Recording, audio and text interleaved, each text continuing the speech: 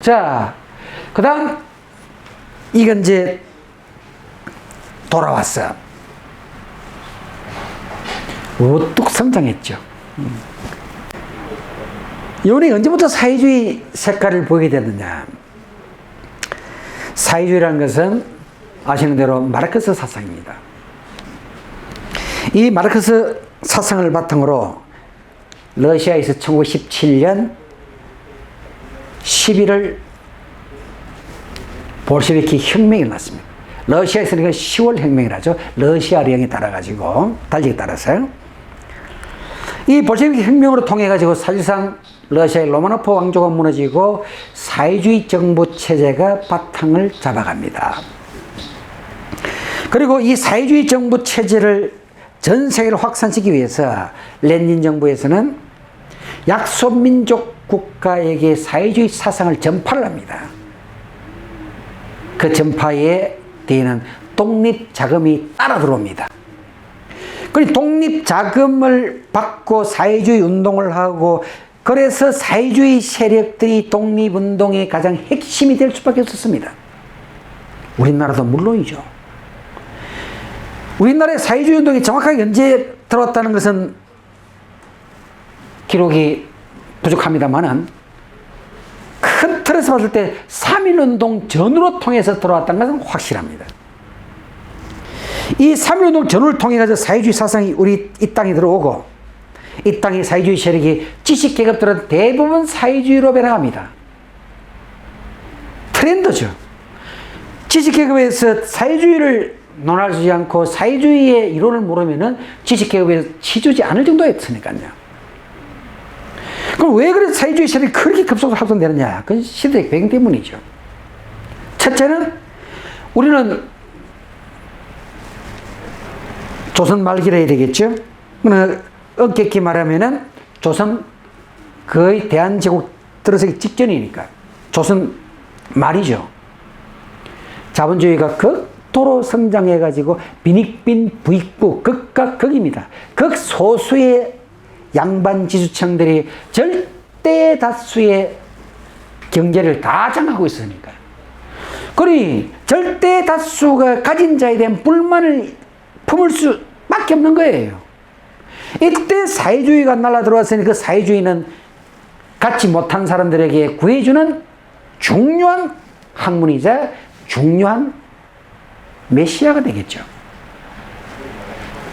이래서 지식계급을 중심으로 급속도로 확산됩니다.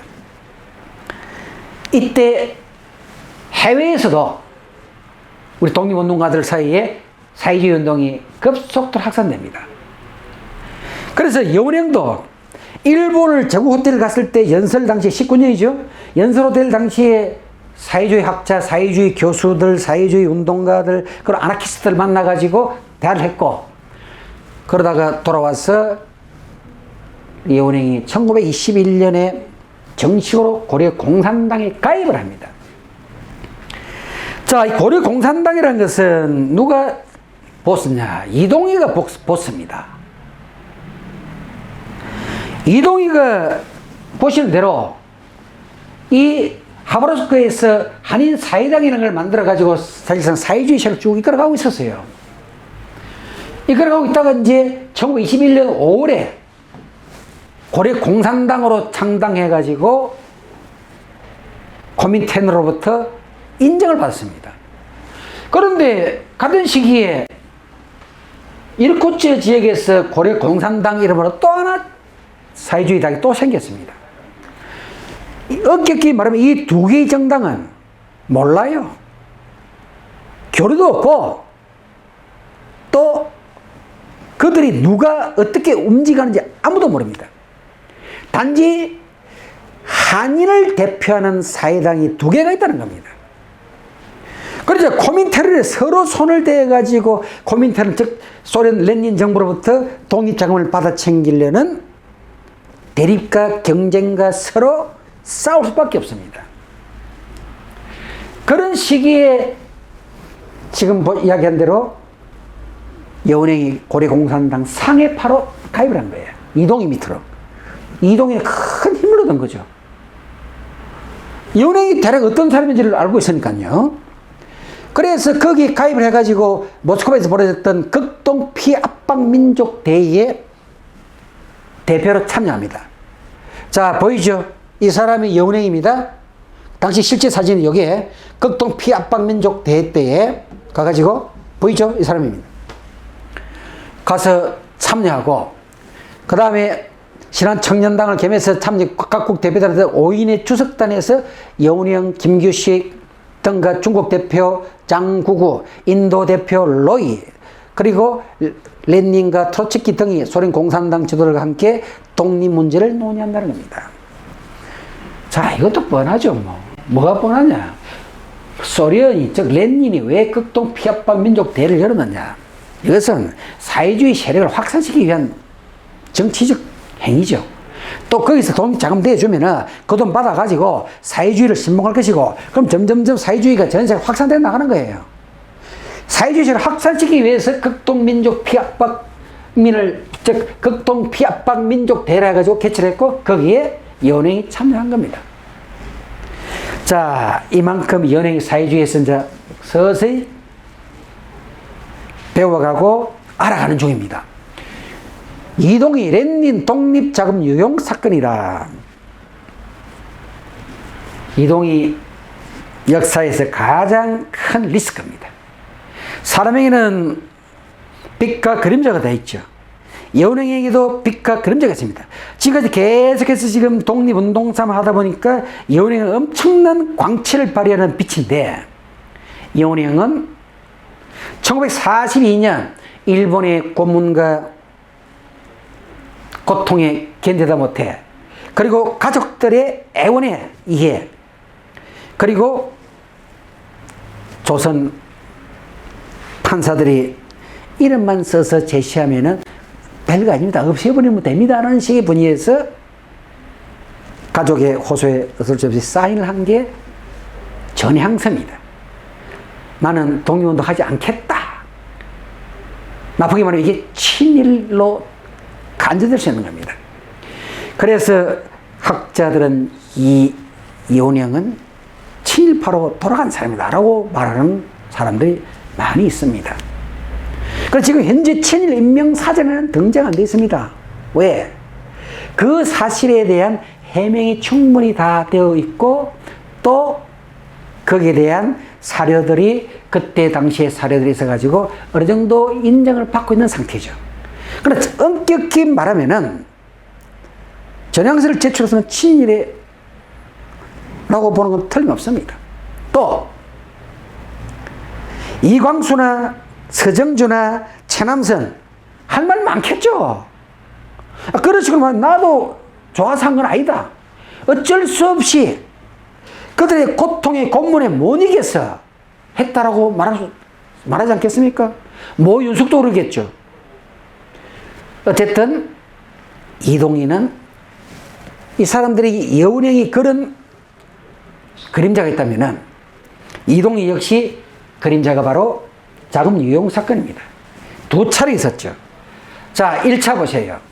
1919년 4월 25일 한인 사회당은 블라디보스톡 신안촌에 대회를 열어 코민테른 가입을 결정하고 박진순 등 3명을 모스크바에 보냈고, 그곳에서 선전비 400만 루블을 받아오다가 이르쿠츠에서 9월 10일 탈취당한 사건이 있다는 겁니다. 이게 1차 자금 유용 사건입니다. 그런데 2차 유용 사건입니다. 20년 1월 하순 이동희 측근이 한 현근을 모스크바에 파견했습니다. 자, 이게 무슨 말이냐? 2차 이때에는 1차는 이동희가 직접적인 관련이 있다는 게 사실은 없고, 그 다음 2차에는 이동희가 지시를 한 흔적이 사료에 나옵니다. 무슨 말이냐? 레닌 정부에서 상위 임시정부를 대표하는 세 사람을 보내라 하고 공문을 보냈습니다. 그 이름에는 여운형, 한형근, 그죠? 노지역에 한형근, 그리고 한 사람 제가 이름 기억을 못하겠는데 이 세 사람을 보내려 했습니다. 근데 이 세 사람을 보냈는데 여운형이 한형근만 보냈습니다. 임시정부에다 이야기를 안 한 거예요. 왜 이동희가 한형근을 보냈을까? 여운형한테 왜 이야기를 안 했을까? 자, 그것은 이동희가 이런 생각을 가지고 있었기 때문입니다. 첫째, 여운형이 고민테러를 인정하는 수재요, 가장 필요한 사람이라고 느끼고 있다. 만약에 여운형과 이렇게 접촉이 잦아지면은 이동희의 힘이 여운형 쪽으로 옮겨가지 않을까라는 두려움. 또 하나, 이동희는 임시정부를 벗어나고 싶은데 상해 임시정부의 이름이 아니면은 이 거금을 받을 수가 없어. 그래서 저 돈을 받고 끝내야 되겠다라는 생각, 이 두 가지 생각이 있었다라고 보는 게 학자들의 견해입니다. 어쨌든 이 돈을 한형근을만 보냈고, 한형근이 그 돈 받아서 상해에 와가지고 김립이라는 사람을 만났고, 그 사람 만났더니 이 돈 넣어줄 필요 없다, 우리 공산당 당원 우리끼리 자금으로 쓰자. 그래서 그 돈을 써버렸습니다. 그리고 여러 책들을 보면은 김립이라는 사람은 첩까지 거느리고 다니면서 화로운 생활을 했다라는 이야기를 쓴 책도 있습니다. 자, 이쯤 되니까 여기에 제일 기분 나팔 사람이 바로 여운형이죠. 그 다음에 더 기분 나팔 사람이 임시정부입니다. 그 임시정부의 김구가 대단한 성격을 소유한 사람 아닙니까? 아주 강직한 사람이죠. 김구가 도저히 용서할 수 없다. 그래서 지금 이 가로안 인사 이 사람입니다. 김립 이 사람입니다. 김립이라는 사람을 살해 명령을 내립니다. 결국 상해에서 암살당했습니다. 그리고 여운형은 이동희로부터 고려 공산당으로부터 상해파 공산당에서 탈당을 합니다. 탈당을 하고 이르쿠츠파로 옮겨갑니다. 그럼 당시 이제 이 한형근이 받아온 돈이 얼마냐? 받기란 돈은 보시는 대로 지금 200만 불입니다. 200만 불인데 그 200만 루블이죠. 루블. 만 불이 아니라 200만 루블인데 그 200만 루블 중에서 1차로 받게 한 돈이 1차로 60만 루블입니다. 60만 루블을 받는데 이게 금화다 보니까 너무 무거워요. 그래서 20만 루블은 그곳에다가 맡겨놓고 모스크바 쪽에 은행에, 그 다음에 40만 루블만 가지고 끙끙대며 상해까지 온 거예요. 그 상해까지 와서 금화를 바꿔가지고 임시정부에 안 넣고 요용한 사건입니다. 그래서 이 사건 이후에 이동희도 임시정부를 물러날 수밖에 없었고, 또 그전부터 물러나고 싶은지 그는 정확하게 뭐라고 말씀드리기는 뭐 합니다만은 어쨌든 앞에 이야기했던 그 두 가지 수를 추측하는 게 학자들의 견해입니다. 그래서 이동희가 자금 유용 사건으로 가장 큰 그림자가 생긴 거예요. 자, 그리고 여기 지금 보시면은 여기에 동그라미 안에 인물이 좀 전에 김립이고, 이분이 이제 이동이죠, 그죠? 이분이 이동입니다. 자, 다음 중국의 국공합작에도 가담을 합니다. 국은 국민당이고 공은 공산당이죠, 중국에. 그럼 이제 소련 레닌 정부에서 끊임없이 힘없는 약소민족들에게 독립자금을 대주고 하니까 사회주의가 계속 확산돼 갑니다. 확산돼 가면서 중국에서도 국민당, 공산당 두 세력이 엄청난 대립을 하고 있어요. 이때 여운형은 공산당 쪽 사람도 가깝고 국민당 쪽 사람도 가깝습니다. 어쩌면은 여운형은 국민당 쪽이 더 가까운 사람이에요. 왜? 공산당에 가입하기 전에 누굴 먼저 알았다? 손문을 알았죠. 그리고 국민당의 대표 장개석, 이 사람이죠. 장개석과 또 대단히 가깝습니다. 그래서 중국 공산당 당원 구주팩의 추천으로 공산당 당원의 대우를 받으면서 공산당 유세에도 나갔습니다. 참 하여간 대단한 인물이다, 그죠? 또 소문의 권유로 중국 국민당에도 가입한 거예요. 양쪽 다 걸치고 있는 거예요. 그럼 왜 양쪽 다 걸쳤느냐? 이렇게 말합니다. 우리는 약소민족이다. 국민당의 도움도 필요하고 공산당의 도움도 필요하다. 양쪽의 도움을 받아서 우리는 독립하는 것이 목적이다. 그래서 국공에 다 가입했다는 거예요. 그리고 이제 두 제국 침략을 몰아내느라 그 이념을 같이 하고 있다고 보았기 때문이다. 조금 전에 이야기 그대로죠. 장개석이 쿠데타를 통해 국고합작이 이제 깨진 거죠. 깨지고 나니까 이제 양쪽에서 활발하게 활동을 하다가 잠깐 여운형이 이제 활동이 뜸해집니다. 활동할 무대가 없어진 거죠. 그래서 그때 생계를 요하고 또 자기도 좋아하고 상대에서 원해가지고 들어간 게 복단대학의 체육학 교수로 들어갔습니다. 이 양반은 전공이 영문학입니다. 그런데 운동을 굉장히 좋아해요. 운동은 섭렵 안 한 운동이 없다 할 정도로 대단히 좋아합니다. 그래서 복단대 체육학부 교수 시절에 학생들을 데리고 이렇게 찍은 사진입니다, 이게. 그리고 이 교수였던 재직하는 시기에 동남아 일대 20여 개국을 학생들을 데리고 돌았습니다. 물론 체육대회죠. 가는 곳곳마다 여운형이 연설을 했습니다. 30여 차례 했다고 되어 있습니다. 그 30여 차례 중에서 필리핀에서 정치적 발언을 했습니다. 그 필리핀 연설에서 뭐라 했느냐? 아시아의 식민지를 받고 있는 민족들은 아시아가 하나로 뭉쳐가지고 공동 힘을 발휘해서 모두가 독립을 해야 된다. 그 독립에 가장 먼저 구심점이 되어야 될 나라가 바로 필리핀이다라고 이야기를 했죠. 그러니까 그 말은 필리핀의 독립을 부추기는 거예요, 이게.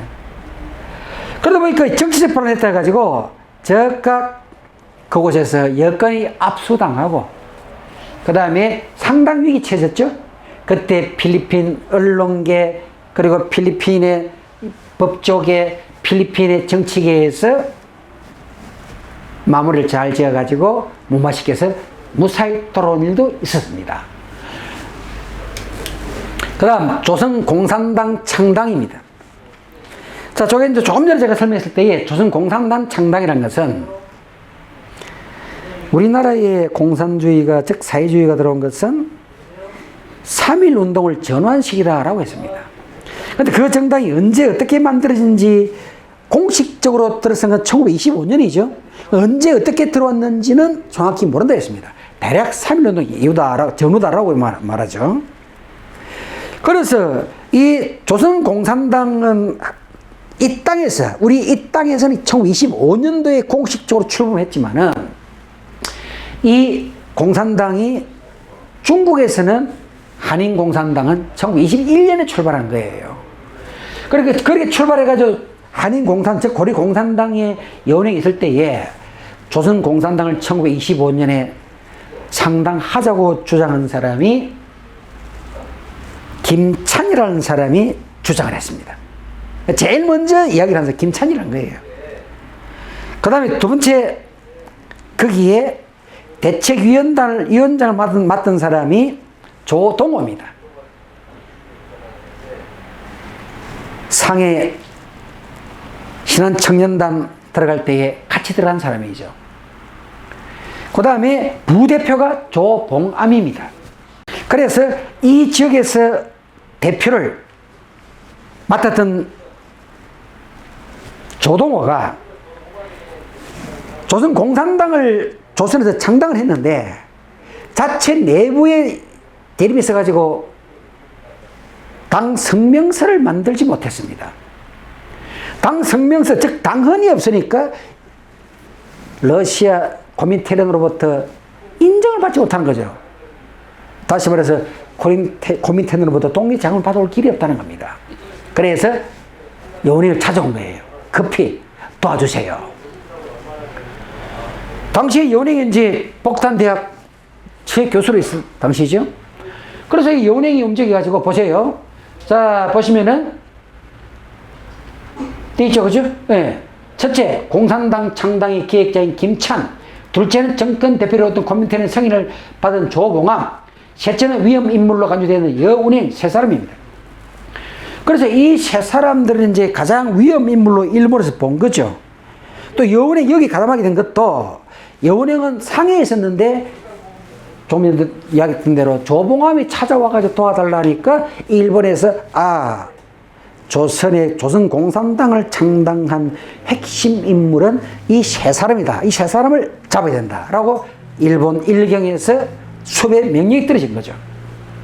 그래서 이 세 사람 중에서 수배 명령이 떨어졌을 때 김찬이 잡혔습니다. 그리고 김찬이 본국으로 소환돼 가지고 1년 6개월의 형을 받고 상해로 다시 돌아왔습니다. 상해 돌아와가지고 상해에서 노동운동을 하다가 부인 도계손이라는 지금 현재 이 실제 사진 찾아보면 이 사진밖에 없습니다. 남은 사진은 도계손이라는 부인을 만납니다. 도계손이라는 이 부인은 북경대학 이과생입니다. 수재 중에 수재였죠. 참고적으로 도계손의 동기 동창생들은 중국 공산당 당원의 부인이 300여 명입니다. 도계손만 불우한 조선 노동운동가 김찬을 만나가지고 정말 불우한 삶을 사다가 처형당한 거죠. 그래서 이 김찬을 수백 명을 내렸고 압송했고, 그 다음에 이제 여운행인데 이 여운행을 1929년 29년도에 이제 이 양반을 상해에 있는 영국 조계지 안에 있는 야구장입니다. 이 야구장에 학생들 데리고 야구 관람을 하고 있는데 영국 조계지와 일경이 서로 윈윈 해가지고 여운행을 잡았습니다. 여운행을 잡아가지고 이제 그 길로 바로 본국으로 압송했죠. 이 본국으로 압송되는 사진, 실제 사진입니다. 이게 용산역에서 이동하는 모습이 이게 지금 이 사진이 압송했는데 이때 재판을 거쳐서 3년 6개월의 재판을 감옥을 받았습니다. 얼마나 혹독한 고문과 고생을 했던지 체중이 20kg 이상 빠졌다고 기록이 되어 있습니다. 그래서 이 조선 공산당 사건을 통해 가지고 여운행이 1차 감방에 간 사건이 바로 이겁니다. 1차 감방에 간 것도 영국 조계지에서 즉 최법권 지역인데 영국과 일본이 서로 위민해 가지고 설정 넘겨준 거예요, 이걸. 그리고 당시에 상해에 있는 사회주의 계열 그리고 각 공사관에서 언론에서 엄청 영국에 대해서 불법 행위를 저질렀다. 영국은 파렴치한 짓이다. 라고 언론에 매도를 당했던 거죠, 이때. 자, 그 다음 대전 감옥에서 추록 후 조선중앙일보 사장으로 취임합니다. 이제 감옥에 나와가지고 중앙일보 사장인데 이 당시 조선중앙일보 사장은 처음부터 그 신문 만든 게 아니고 중해일보라는 신문이 부동을 나가서 넘어가는 신문이에요. 그 중해일보라는 신문을 부동을 한 거를 여운행이 인수를 합니다. 여운행이 인수를 한다는 소식을 듣고는 각계각층에서 후원금이 당도합니다. 얼마나 후원금이 많이 들어왔던지 보세요. 중앙일보 전용 비행기가 있습니다. 그 당시에. 참 대단한 인물입니다. 이게 40대 초반입니다. 전용 비행기가 있었고 이 전용 비행기를 타고 백두산에 가가지고 백두산 취재를 들어간 겁니다. 그리고 이 중앙일보 사장을 하고 있으면서 이제 아까 경상지방 3년 징역을 받았고 대전 감옥에서 가출하게 해가지고 조선중앙일보 사장으로 취임했고 조선체육회 회장을 34년도 받았습니다. 체육회 회장 겸 중앙일보 사장을 하고 있을 때 대한민국 국민이라면 다 알고 있는 송기정 선수 일장기를 달고 마라톤에서 우승을 했죠. 그래서 일본은 그 사실 일장기를 대대적으로 보도했는데 여기에 이원행이 너무너무 화가 난 거죠. 자기 신문사에 일장기를 이렇게 보시면 보세요. 일장기 선명하죠? 없죠. 네. 이렇게 삭제가 냈습니다. 일본이 발칵 뒤집었죠. 그래서 신문을 정관을 시켰다가 끝내 폐간당했습니다. 이렇게 이제 중앙일보 신문이 폐간당하고 그러고 나서 이제 그는 39년도 이상백을 임정과 연계를 시대에서나 일본이 영미와 태평양전쟁이 불가피해지자 중국 전선에 투입되어 중국과 강화적을 맺기 위해 영향력 있는 이원행의 도움을 요청했으나 자 이게 지금 무슨 말이냐 당시 1940년 태평양 1941년이죠. 41년 태평양 전쟁이 땅 터지고 나서 일본은 조선의 모든 것을 다 끌어나갑니다. 중일전이 1937년에 터지고 나서 우리나라에 조선 총동원령을 1938년에 내립니다. 그리고 41년 태평양 전쟁이 딱 터지고 나서 징용령, 징병령, 정신대 온갖 것 다 꺼져나가요. 이런 시기에 이원행이 일본은 이제 곧 망할 때가 되온다. 저놈들 저렇게 마지막 취급하러 간다는 것은 곧 망한다는 이야기다. 그래서 자주 일본을 왔다 갔다 하면서 정보 탐색하러 다닙니다. 그리고 만나는 사람들에게 일본은 망한다라는 이야기를 한 거예요. 이게 유언비어 살포 혐의, 보안법 위반이라 해가지고 체포를 합니다. 그 두 번째 체포입니다. 1942년. 이때 체포해가지고 고문을 엄청 가했던 거죠. 그래서 제가 앞에 잠깐 언급했던 전향서 써라. 전향서를 쓰면은 모든 것을 다 여기에 사면받을 수 있다.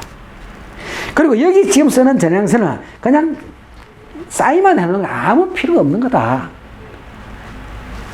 그리고 가족들이 울며울며 애원을 합니다. 또 거기 보면 최악의 상태에 와 있습니다. 물론 어떤 상태든 간에 전향서 쓰면 안 되죠. 그런데 이제 지금 친인명 사전에 아직까지는 등재되지 않고 있는 사람이 이원행인데 이런 사실들이 인정이 되는 것 같아요. 어쨌든 친일파는 오해가 아니라 이것 자체만 놓고 보면 친일파는 맞습니다. 이거는 모든 건 다 객관적으로 이야기해야 되니까요. 네. 그래서 당시 이원행이 두 번째 톡이 됐던 사건들이죠. 자, 그 다음 일본 패망을 애견하고 조선 건국동맹을 결성한다. 자, 우리나라는 실로 1940년에 들어오면은 풍전등화와 같은 시기가 닥칩니다. 무슨 말이냐면은 41년 태평양 전쟁이 터졌고 그 전쟁을 위해 조선의 모든 것을 동원하는 정책으로 전환시켰고 그 모든 걸 동원하는 정책을 보고 이원행은 일본은 망할 날이 곧 다온다라고 생각하고 일본을 자주 왔다 갔다 하고 정보를 검색한 결과 일본은 망함이 틀림없다고 봤죠.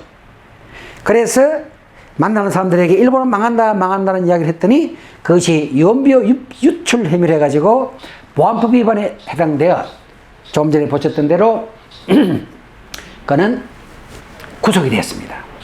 그리고 구속되어서 나오고 나서 그가 조선 건국동맹이라는 걸 만들었습니다. 그럼 조선 건국동맹을 만들 때에는 무슨 판단을 했느냐? 일본은 틀림없이 망한다. 어디서 그런 정보를 들었느냐? 그거는 지식인이라면 대략 판단이 가능했죠. 왜? 1943년 카이로 회담이 열렸습니다. 일본에 대한 종전을 경고하고 또 일본이 망하고 나면은 조선을 적당한 시기에 독립을 시킨다라는 회담이 카이로 회담입니다. 그 카이로 회담 두 차례 열렸는데 카이로 회담 제1차가 노르망디 상륙작전을 논의한 회담이고 2차가 일본의 항복을 종용하고 일본이 항복하면은 적당한 시기에 조선을 독립시킨다라는 말이 나왔기 때문입니다. 그러나 이거는 일본이 망한다는 것은 확실하게 가늠을 할 수가 있죠. 그래서 조선 건국동맹이 만들어진 거예요. 자, 이렇게 조선 건국동맹이 44년 8월 10일 날 종로구 운리동 허름한 건물 2층에서 삼강 한의원이라는 곳에서 세 가지를 비밀로 만들었습니다. 자, 첫째, 불명, 절대 이름을 말하지 말라. 둘째, 불, 어디에서 만들어졌다, 어디에 아지트가 있다 말하지 말라. 셋째, 불문, 절대 문서를 남기지 말라 해서 조선 건국동맹을 만들었습니다. 그리고 조동우, 현우현, 김진우, 이석구 등과 함께 비밀 결사인 조선 건국동맹을 결성하고 활동을 하기 시작한 거죠. 자, 이런 격동의 시기에 여운형에게 기회가 온 거죠. 그래서 1944년 10월 허름한 상강 한의원이라는 건물 안에서 비밀 조직이 만들어졌습니다. 그 비밀 조직 역시 독립운동의 일환이었습니다. 당시까지만 하더라도. 그래서 3불 정책을 제시했죠. 하나가 절대 이름을 말하지 말라. 조선 건국동맹을 만들었다는 사실을. 둘째, 절대 어디에 거처가 있고 어디에서 활동한다는 이야기를 하지 말라. 셋째, 문서를 남기지 말라. 이런 3불 맹세를 바탕으로 조선 건국동맹을 만들어 이 나라의 정부 수립을 하기 위한 단계에 하나씩 착수해 갔습니다. 자, 지금까지 본 것처럼 여운형은 한국 독립운동사의 큰 획을 끈 사람이고 또 한국 독립운동사의 중심이 된 사람이 여운형입니다.